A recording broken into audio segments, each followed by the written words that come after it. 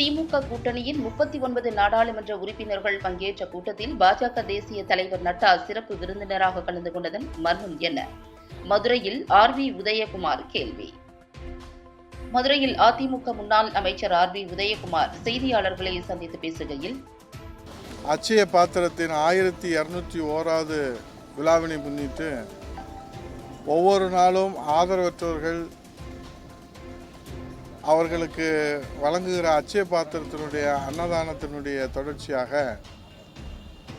அந்த நிகழ்வு தொடர்ந்து இந்த மதுரை மக்களுக்கு பலனளிக்கின்ற வகையில் அமைய வேண்டும் என்று அவருடைய நிறுவன தலைவர் நெல்லை பாலு அவர்கள் இன்றைக்கு 1201வது நாளில் பார்வையற்ற மாற்றுத்திறனாளிகளுக்கு பொன்னிச்சாமி அவர்களுக்கு விலையில்லாத இந்த அரிசி வழங்குகிற இந்த விழாவில் உங்களை எல்லாம் சந்திப்பதில் நாங்கள் மன மகிழ்ச்சி அடைகின்றோம். இன்றைக்கு தமிழ்நாட்டில் பரவலாக பேசப்பட்டு வருவது கலைஞர் கருணாநிதி அவர்களுக்கு நாணயம் வெளியிட்ட நிகழ்ச்சி தான் இன்றைக்கு தமிழ்நாட்டிலே பேசப்பட்டு வருகிறது.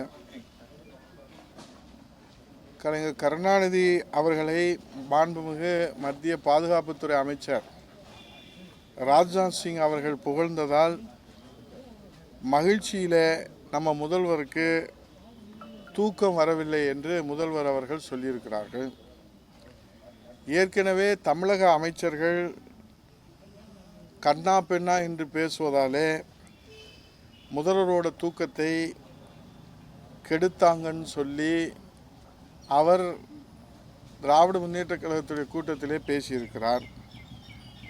மாநில அமைச்சர்கள் கண்ணா பெண்ணா என்று பேசி முதல்வரின் தூக்கத்தை கெடுத்ததைப் போல இப்போது மத்திய அமைச்சர்களும் கண்ணா பெண்ணா என்று பேசி அவருடைய தூக்கத்தை தொலைத்திருப்பது தமிழ்நாட்டின் முதலமைச்சர் உடல் நலத்திற்கு நல்லதல்ல. தூக்கம் தொலைத்து விட்டால் உடல் நலத்திற்கு கேடு என்று மருத்துவர்கள் சொல்கிறார்கள். இன்றைக்கு தன்னுடைய ஆட்சியை காப்பாற்றி கொள்ளவே மத்திய அமைச்சரை அழைத்து கருணாநிதியுடைய நினைவு நாணய வெளியீட்டு விழா நடத்தப்பட்டிருக்கிறது. அது குறித்து யாருக்கும் எந்த வருத்தமும் இல்லை.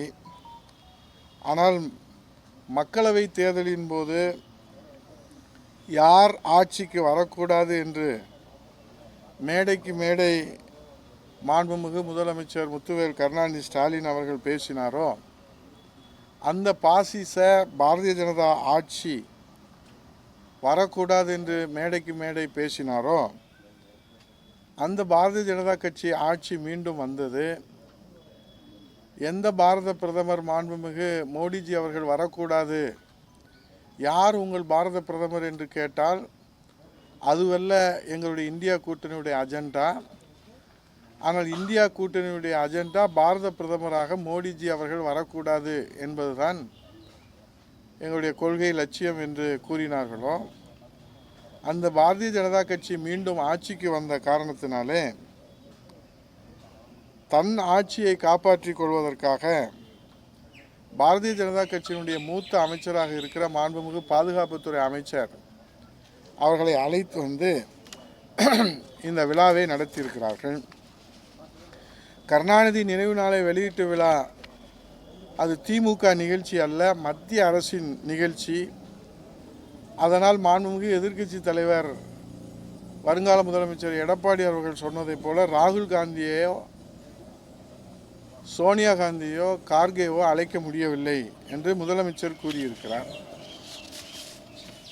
மாண்புமிகு முதலமைச்சர் கூறியிருப்பது, இப்போது இந்த அழைப்புதலை நீங்கள் பார்த்தீர்களானால் இந்த அழைப்புதலிலே தமிழக அரசினுடைய சின்னம், முத்திரை சின்னம் லட்சணம் இருக்கிறது. கலைஞர் நூற்றாண்டு விழாவுடைய லட்சணம் இருக்கிறது.